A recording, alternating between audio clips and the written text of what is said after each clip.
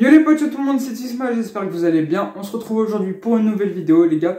Dans cette vidéo, il y a énormément de choses à dire. On parlera d'un gros dossier vente de l'Olympique Lyonnais. Parce que ouais, c'est officiel, Lyon est à vendre les gars, on en reparlera. On parlera aussi du gros coup fait par Lyon pour la Ligue Europa les gars, avec la victoire face à Porto dans les deux confrontations, le match aller et le match retour. On parlera aussi des quarts finales de cette compétition qu'on affrontera donc une équipe anglaise, on y reviendra, ça va pas être très facile. Mais on espère qu'on fera de notre mieux. Il y a aussi des petites infos mercato, 2-3 petits trucs les gars, et c'est parti tout de suite pour la vidéo. C'est parti les gars, on va commencer face au match contre Porto les gars sur le score de 1 partout. Donc Lyon est qualifié en quart de finale, on y reviendra après en parlant de la deuxième partie de cette Ligue Europa. Mais on va commencer par le match face à Porto. Les gars, la qualification était dure, mais le public était là. Environ 55 000 personnes, donc quelques milliers de supporters de Porto. C'était un super match dans l'ambiance et tout, le 12e même était vraiment très présent, ça chantait, ça arrêtait pas. Mais niveau Olympique Lyonnais, c'était pas ouf, il n'y avait pas tant d'intensité que ça, c'était vraiment bof.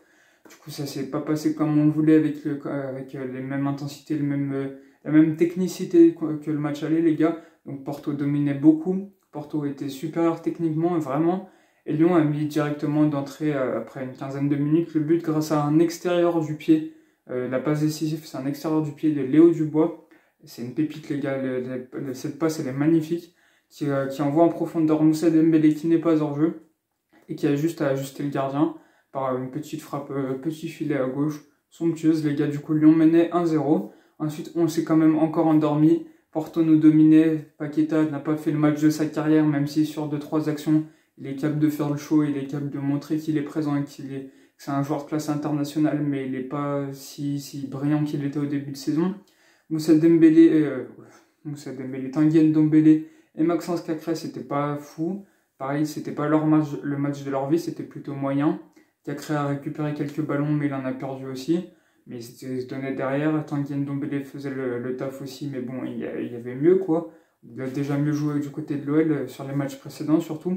Même s'il a fait une double roulette incroyable de Tanguy Ndombele, décidément j'y arrive pas, qui a été incroyable les gars.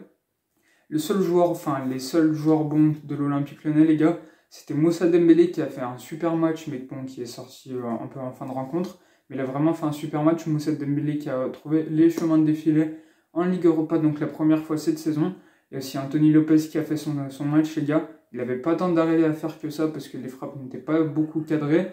Mais les gars, un peu à la fin du match, ouais, c'était juste avant le temps additionnel, je crois. Coup franc pour Porto, ça lobe les joueurs lyonnais, ça arrive dans les pieds d'un joueur de Porto qui essaye de remiser à son collègue à 2 mètres de la cage. Et Anthony Lopez intercepte le ballon, alors que moi je croyais déjà qu'il y avait but et qu'on allait jouer la prolongation. Mais finalement, Anto était là et on a eu de la chance. Donc on s'est qualifié. Mais les gars, la dernière action, juste vraiment avant qu'il siffle, à peine 3 secondes.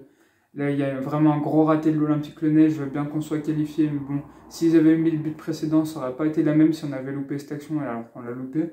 Paqueta et Aouar. Enfin, déjà, il y a Toko Ekambi, il frappe. Le gardien, il relâche à quelques mètres des cages. C'est Lucas Paqueta et Oussem Aouar qui se gênent, qui se rentrent dedans et qui frappent au-dessus. Donc, franchement, c'est louper des occasions comme ça, c'est chaud quand même. En plus, les deux étaient sur leur pied faible.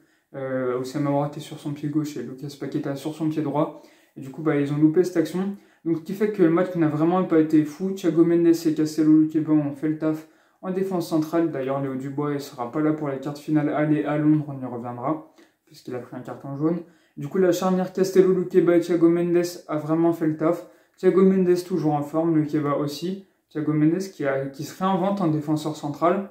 Ça fait toujours quelques semaines qu'il prend ce poste et il est toujours aussi bon, même s'il a fait un match moyen contre Rennes, mais là il a vraiment fait un super bon match avec des belles interceptions et des belles relances. Félicitations à lui, je crois qu'il va être aligné plus souvent à ce poste. Du coup voilà pour le match face à Porto, qui dans l'ensemble était très moyen, clairement moins bon que le match aller. Et je sais pas si ça va tenir, parce qu'en ce moment un Lyon soporifique comme ça va être compliqué de gagner la Ligue Europa les gars. Du coup voilà pour ce match. On va passer donc aux quarts de finale de la Ligue Europa. Et les gars, tirage au sort qui s'est passé vendredi à 13 h. Certes, on a évité le Barça, les gars, on a évité Leipzig, on a évité l'Atalanta, qui sont les 3 équipes qui sont vraiment favorites de cette Ligue Europa. Mais on se tape le 4e favori, les gars, on va se taper West Ham. West Ham qui est une équipe qui est clairement beaucoup plus favori que l'Olympique Lyonnais. La cote de l'OL pour remporter cette compétition est de 11, alors que celle de West Ham est de 6,5. Donc déjà pour placer un peu le truc. Donc le match aller sera le 7 avril à West Ham et le 14 ce sera au Groupama Stadium, ce sera le match retour. Les billets sont pas encore en vente pour le quart de finale retour contre West Ham. Mais du coup ça va être vraiment compliqué parce que West Ham qui est 6ème de Première Ligue et nous qui sommes 10ème de Ligue 1. Donc déjà il y a une classe d'écart, donc c'est vraiment pas ouf alors qu'ils méritent vraiment leur 6ème place. En Première Ligue, West Ham ça joue pas mal. Ils ont quelques bons joueurs avec Areola au cage, Kurt Zouma que vous connaissez tous maintenant suite à l'affaire du chat les gars. Du coup ce sera un gros match contre West Ham qui va sûrement pas démériter, qui va dominer le match. Lyon ne part clairement pas favori. Lyon a une cote beaucoup plus élevée que West Ham sur ces matchs. Donc ça va vraiment être compliqué. West Ham ça joue vraiment très bien. Et il va falloir se méfier de l'équipe parce que franchement West Ham c'est une équipe qui va nous faire peur. Lyon va devoir être vraiment dans un bon match comme face à Porto. Puis comme si ça suffisait pas, c'est par miracle on se qualifie et qu'on élimine l'un des favoris. On jouera contre le Barça les gars, soit le Barça soit Francfort. Donc le gagnant de ce match. Et pour ça, il faut qu'on se qualifie. Faut qu'on se qualifie déjà. Mais le Barça, si on joue contre eux, ce sera mieux que jouer contre West Ham. Parce que West Ham, on est un peu moins dans la peau d'outsider, même si on est clairement outsider. Alors que face au Barça, on sera évidemment outsider aussi. C'est la 3e fois que je le dis dans la phrase, mais bon. Bref, et du coup, Lyon préfère ce statut. Elle joue mal quand on est favori. On l'a vu face à Porto. Match aller, on est outsider. On fait vraiment une superbe opération. Match retour, on joue moins bien, mais on est dans la peau d'un favori au Groupama Stadium. Donc peut-être pourquoi pas aller voir le match face à West Ham, mais en tout cas on ne sera pas favori, ça c'est clair. Ni contre West Ham, ni jamais si on se qualifie en demi-finale, ça reste encore à prouver, mais avant on va se pencher les gars sur le match face à West Ham, face à West Ham en quart de finale. Il faudra vraiment faire le taf pour faire un bon match contre eux parce que ça va être compliqué. À voir ce que ça donne les gars, on espère gagner. On espère qu'on va faire le taf, les gars, qu'on va se retrouver en demi-finale de Ligue Europa pour pourquoi pas jouer le Barça ou l'Eintracht Francfort. Je préférais Francfort, mais bon, Barça, je pense qu'ils vont se qualifier après avoir fait un super match à Galatasaray. Du coup, on va voir ce que ça donne, les gars, pour ce match parce que ça va vraiment être compliqué. West Ham est clairement favori. West Ham joue beaucoup mieux que l'Olympique Lyonnais en ce moment, à Londres en plus, donc pourquoi pas voir ça. Sachant que les supporters londoniens, les gars, ils ont déjà fait un peu de dérepérage au Groupama Stadium. Et ils ont repéré un petit snack qui vend de la street food.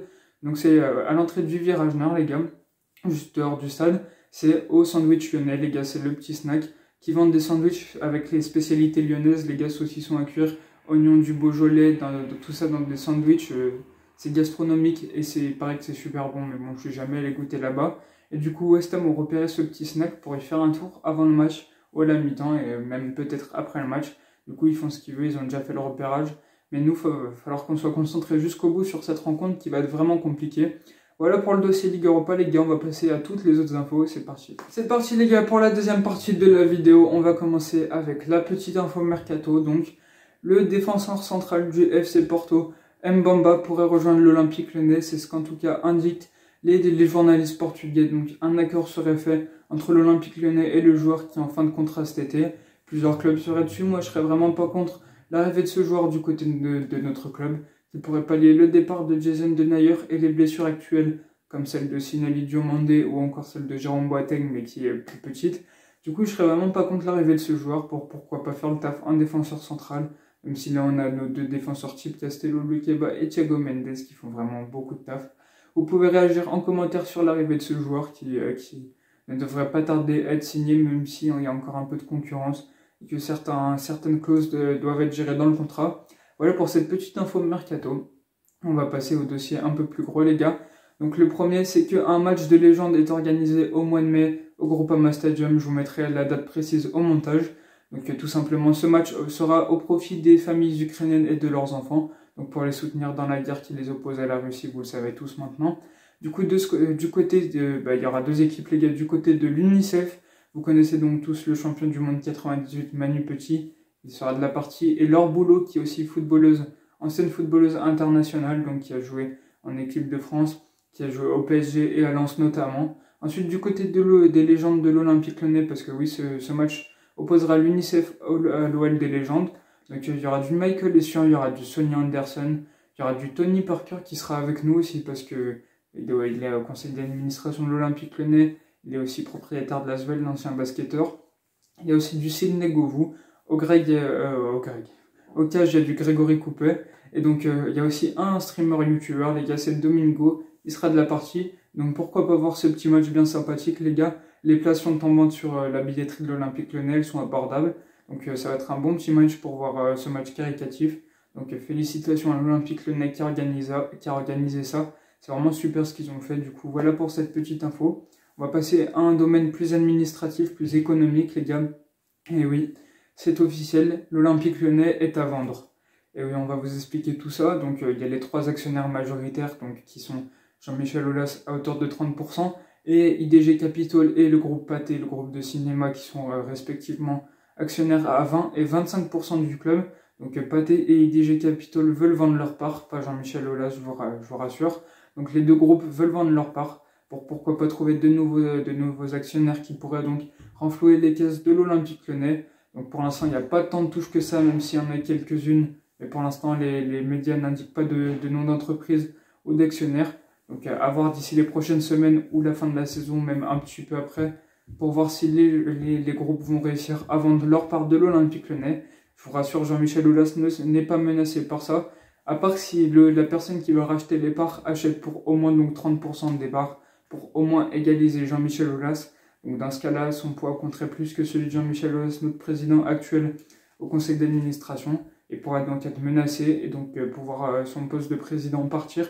Mais je vous rassure, c'est pas d'actualité, personne ne va acheter plus de 30% des parts, pas un seul actionnaire sera sur le dossier, il y en aura plusieurs, et Jean-Michel Aulas restera l'actionnaire majoritaire du club.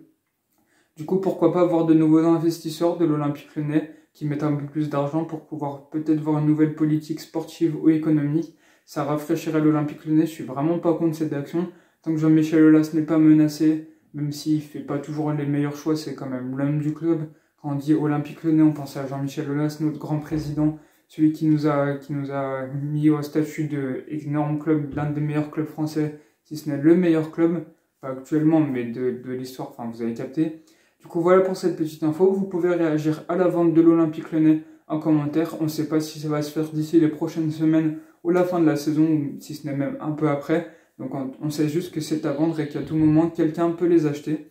Du coup, voilà pour ça. Donc on va passer à la dernière info de la vidéo, les gars. On va parler sur Jason Denayer. On va répondre à la question posée la semaine précédente. Donc c'est, est-ce que Jason Denayer doit-il être prolongé? Donc pour moi, c'est non. Pourquoi non? Parce que ses exigences salariales, même s'il ne dit pas que c'est ça, sont beaucoup trop élevées. Donc déjà ça, c'est compliqué. On va peut-être prendre des joueurs un peu moins exigeants salarialement, comme Mbamba qu'on a parlé tout à l'heure. En tout cas, Jason Denayer qui va revenir de blessure, qui n'a toujours pas joué depuis qu'il est blessé, alors qu'il est dans le groupe depuis maintenant quelques semaines. Donc franchement, je ne sais pas ce qu'il mesure dans les jambes, je ne sais pas si sportivement il va revenir à son meilleur niveau, sachant qu'on a trouvé une charnière centrale parfaite avec Thiago Mendes et Castello Luqueba qui font vraiment un taf énorme dans la charnière centrale, qui sont exceptionnels. Donc Jason Denayer ne serait vraiment pas titulaire dans cette charnière, je pense. En plus, on a de quoi le remplacer directement avec Sinali Diomandé et Jérôme Boateng, même si là ils sont tous les deux blessés.